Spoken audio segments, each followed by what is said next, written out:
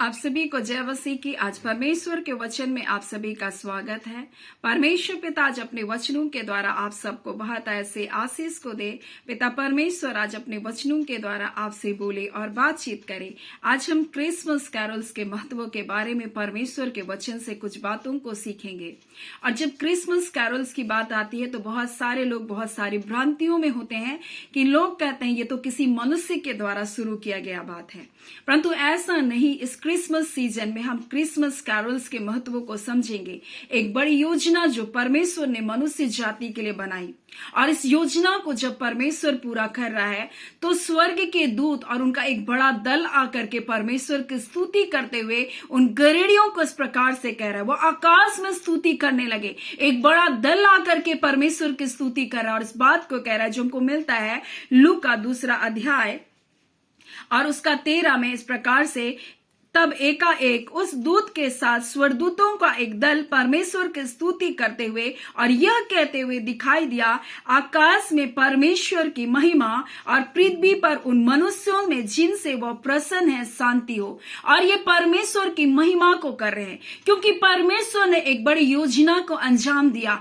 जो मनुष्य जाति के छुटकारे के लिए था। और उस वक्त इन गरेड़ियों को जब एक स्वर्गदूत संदेश दे रहा है और जब इस प्रकार से कह रहा है कि आज दाऊद के नगर में तुम्हारे लिए एक उद्धारकर्ता जन्मा है, यही मसीह प्रभु है। और उनको बता रहा है कि ये चिन्ह होगा, ये पता होगा कि तुम एक बालक को चरनी में पड़े हुए और कपड़े में लिपटा हुआ और चरनी में पड़ा हुआ तुम पाओगे। और अचानक से एक बड़ा दूतों का दल आकर के परमेश्वर की महिमा कर रहा है। यानी इस स्तुति का प्रारंभ इन दूतों ने किया, और न सिर्फ इन दूतों में, परंतु जब हम देखते हैं कि मरियम जब एलीशिबा से मिलने के लिए गई, तब वहां एलीशिबा भी पवित्र आत्मा से परिपूर्ण होकर के परमेश्वर की महिमा करने लगी। वहां मरियम भी पवित्र आत्मा से परिपूर्ण होकर परमेश्वर के स्तुति के गीतों को गाने लगी। परमेश्वर की इस योजना को जो उस मनुष्य जाति के लिए कर रहा है उसका वो बखान करने लगी, उसकी वो महिमा को गाने लगी। और जब यूहन्ना का जन्म हुआ तब जकरिया भी परमेश्वर की स्तुति कर रहा है। परमेश्वर की इस योजना का वो क्या कर रहा है, बड़ाई कर रहा है, प्रशंसा कर रहा है। और ये आरंभ हो चुका था परमेश्वर की महिमा का। और हम और आप जब इस क्रिसमस सीजन में हम पहुंचे, हम परमेश्वर की उस योजना से आज हम मसीह होने पर भी हम परमेश्वर को उस योग बढ़ाई और प्रशंसा नहीं करते जो परमेश्वर ने हमारे लिए किया। मनुष्य का पापों से छुटकारा पाना असंभव था, परमेश्वर की स्तुति करना हम मनुष्य के लिए असंभव था, क्योंकि परमेश्वर ने हमें अपनी महिमा के लिए बनाया था कि हम परमेश्वर की महिमा करें। उन त्यागे हुए स्वर्गदूत, उन गिराए हुए स्वर्गदूतों की जगह परमेश्वर ने हमें अपनी महिमा के लिए बनाया, क्योंकि वो स्वर्गदूत जो शैतान कहलाता है वो परमेश्वर की महिमा करने वाला था। परंतु उसने जब परमेश्वर के सामने ऐसा मन में सोचा कि मैं परमेश्वर से भी ऊंचे पर चढ़ जाऊंगा, वह परमेश्वर से भी बड़ा बनने की जब ख्वाहिश रखा, परमेश्वर ने उसको ऊंचे से नीचे गिराया और मनुष्य को अपनी महिमा के लिए परमेश्वर ने रचा और बनाया। परंतु शैतान नहीं चाहता था कि मेरे स्थान में ये मनुष्य परमेश्वर की महिमा की करे, इसलिए उसने मनुष्य को बिगाड़ा, मनुष्य को बहकाया, हवा को बहलाया, फुसलाया, उनको आज्ञा का उल्लंघन कराया ताकि वो परमेश्वर की उपस्थिति से दूर चले जाए, परमेश्वर की आराधना ना कर सके। परंतु परमेश्वर ने अपने लोगों को छोड़ नहीं दिया, परमेश्वर ने अपने लोगों को त्याग नहीं दिया, और परमेश्वर ने अपने लोगों को अपने निकट लाने के लिए, अपने करीब लाने के लिए परमेश्वर ने एक बड़ी योजना को बनाया। और इसी योजना को जब परमेश्वर पूरा कर रहा है, मरियम इसकी स्तुति कर रही है, जकरिया इसकी स्तुति कर रहा है। और जब गड़ेड़ियों को यह संदेश मिला, गड़ेड़िए उन बालक को देखकर उसकी स्तुति और महिमा को करने लगे। और ये प्रारंभ हुआ उस समय जब यीशु का जन्म होने वाला था। ये प्रारंभ हुआ यीशु के जन्म से। इसलिए आज लोग जैसे क्रिसमस सीजन में पढ़ते परमेश्वर के उस उपकार, उन भलाइयों को जो परमेश्वर ने मनुष्य जाति के लिए किया, परमेश्वर की स्तुति करते हैं, क्योंकि हम स्तुति करने के लिए परमेश्वर से दूर हो गए थे। परंतु परमेश्वर का वचन इस प्रकार से कहता है, इब्रानी 7:19 में, एक ऐसी उत्तम आशा रखी है जिसके द्वारा हम परमेश्वर के समीप जा सकते। ये उत्तम आशा कोई नहीं परंतु यीशु मसीह है। इसलिए उसका वचन कहता है इब्रानी 6 उसका 19 में, वह आशा यानी यीशु मसीह हमारे प्राण के लिए एक ऐसा लंगर है जो स्थिर है और दृढ़ है और पर्दे के भीतर तक पहुंचाता है। यानी हम परमेश्वर के करीब नहीं जा सकते थे, परंतु आज हम परमेश्वर के करीब जा सकते हैं। हम परमेश्वर की आज खुलकर आराधना कर सकते हैं। हम आत्मा से बढ़कर आत्मा सच्चाई से उसकी आराधना कर सकते हैं। और ये दूरी शैतान ने हमारे जीवन में लेकर आया, परंतु परमेश्वर ने अपने इकलौते बेटे यीशु मसीह के द्वारा हमें पाप और श्राप के बंधनों से हमको आजाद किया। इसलिए व्यवस्था विवरण 20 उसका 21 इस प्रकार से लिखा है, वही तुम्हारी स्तुति के योग्य है, वही तेरा परमेश्वर है, वही तेरी स्तुति के योग्य है, वही तेरा परमेश्वर है जिसने तेरे साथ वे बड़े और भयानक और अद्भुत काम क्यों किए हैं जिन्हें तूने अपनी आंखों से देखा है। और परमेश्वर ने अपने इकलौते बेटे यीशु मसीह को हमारे लिए दिया। उसने हमें एक जीवित आशा प्रदान की।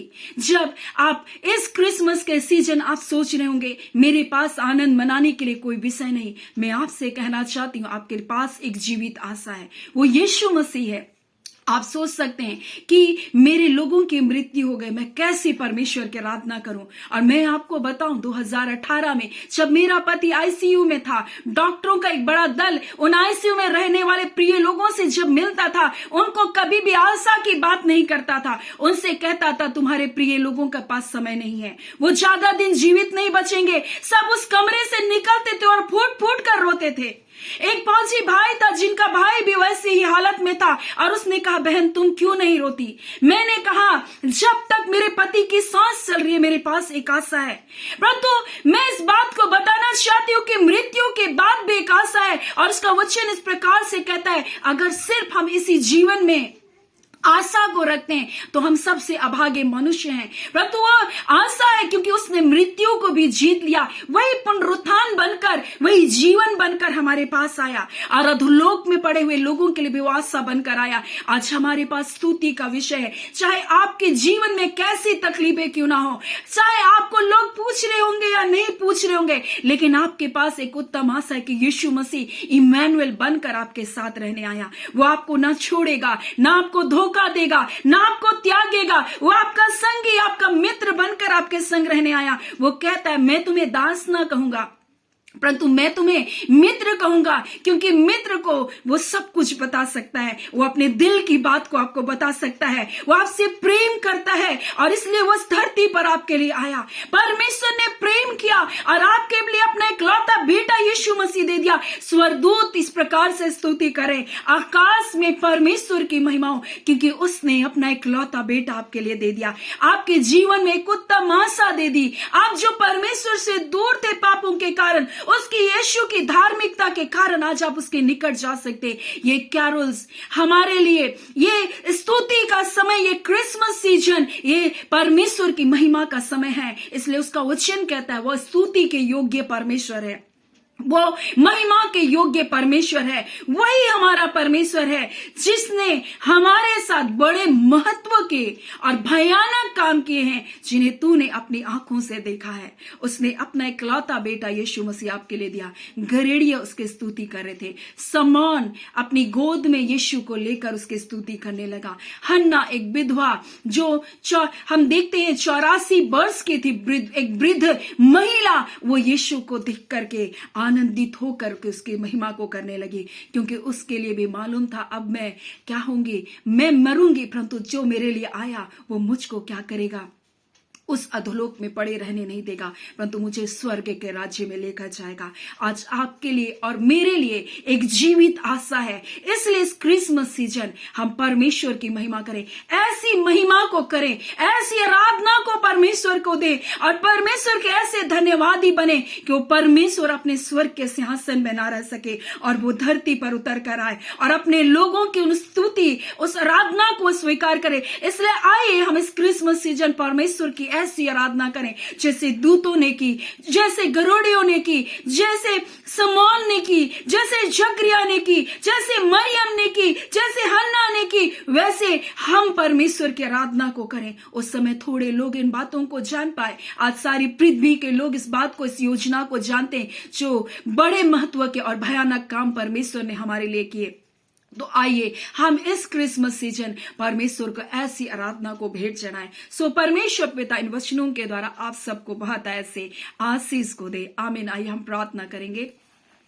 धन्यवाद देते जीवते सच्चे सामर्थ्य खुदावन परमेश्वर, हम आपकी स्तुति करते हैं पिता। आप ही हमारा परमेश्वर, आप ही हमारा उद्धार करता, जिसने हमारे लिए बड़े महत्व के पिता और भयानक कामों को हमारे लिए किया पिता। हमें आपके निकट आने के लिए परमेश्वर पिता, हाँ पिता परमेश्वर, अपने इकलौते बेटे यीशु मसीह को दे दिया ताकि उसकी धार्मिकता में होकर प्रभु जी, हाँ पिता, आपके निकट आ सकते पिता। आज जितने लोग प्रभु आपकी धार्मिकता को स्वीकार नहीं किए प्रभु जी, हाँ पिता परमेश्वर, आपको उद्धारकर्ता करके ग्रहण नहीं किए, इस क्रिसमस सीजन परमेश्वर वो अपने जीवन को परमेश्वर आपके लिए समर्पित करने वाले बन सके और आपकी महिमा करने वाले बन सके। ऐ खुदाबन परमेश्वर, जितने लोगों के परिवारों में परमेश्वर तकलीफें हैं, अनबन है, मनमुटाव है, दूरियां हैं, अनाज्ञाकारिता है, हम सारे बंधन को यीशु नासरी के नाम से तोड़ते हैं खुदा। इनके परिवारों में परमेश्वर जो लोग दूर चले गए हैं प्रभु जी, आपकी उपस्थिति से वो लौट आने पाए यीशु के नाम से पिता।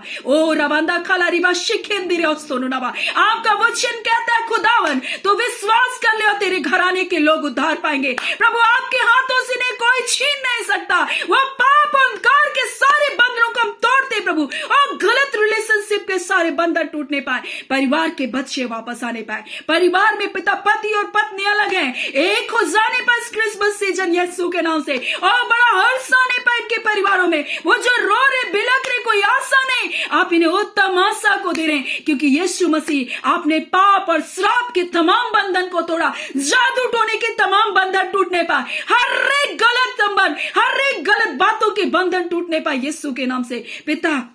आपकी योजना को पिता जो आपने अपने बच्चों के लिए बनाई, उन्हीं योजना में वापस आने पाए यीशु के नाम से। प्यारे पिता, जैसे प्रभु जी आपने अय्यूब के जीवन में बाड़ा बांध कर रखा, आपके प्रिय लोगों के जीवन में प्रभु आपका पिता, आपके बेटे यीशु के लहू का बाड़ा बांधा जाए और प्रभु दुष्ट उन्हें चुराने ना पाए। खुदावन परमेश्वर पिता, हम प्रार्थना करते खुदावन परमेश्वर, आपके प्रिय लोगों के जीवन में आपकी अद्भुत शांति और आनंद आने पाए, क्योंकि आपका वचन इस प्रकार से कहता है प्रभु यीशु मसीह और पिता परमेश्वर जिसने हमसे प्रेम किया, हमें अनंत शांति को और उत्तम आशा को दिया। वो अनंत शांति परमेश्वर और उत्तम आशा इनके जीवन पर राज्य करने पाए, और इस क्रिसमस आपको उत्तम धन्यवाद का भेंट को ये चढ़ाने वाले बन सके। हम आपका धन्यवाद करते पिता, आपके प्रिय लोगों को आपके हाथों में सौंपते, बुजुर्ग माता पिता भाई बहनों को आपके हाथों में सौंपते, छोटे छोटे बच्चों को हम ब्लेस करते, आपके दास दासियों को ब्लेस करते, जिन दिनों आपके उद्धार का सुसमाचार को सुना रहे, आपके पवित्र आत्मा से भरकर, सामर्थ से भरकर प्रभु जी, हाँ पिता, नाश होती आत्मा को बचाने वाले बन सके, जो अंधकार में परमेश्वर, जिन रास्तों में, जो काल कोठरियों में बंद है, यीशु के नाम से वो आजादी को पाने पाए। खुदावन परमेश्वर, आपने जय छुटकारे को दिया। प्रार्थना आपके बेटे यीशु के नाम से मांगते, दया सुने, अनुग्रह से ग्रहण कर लीजिएगा। आमीन। परमेश्वर पिता आप सबको बहुत ऐसे आशीष को दे। आमीन।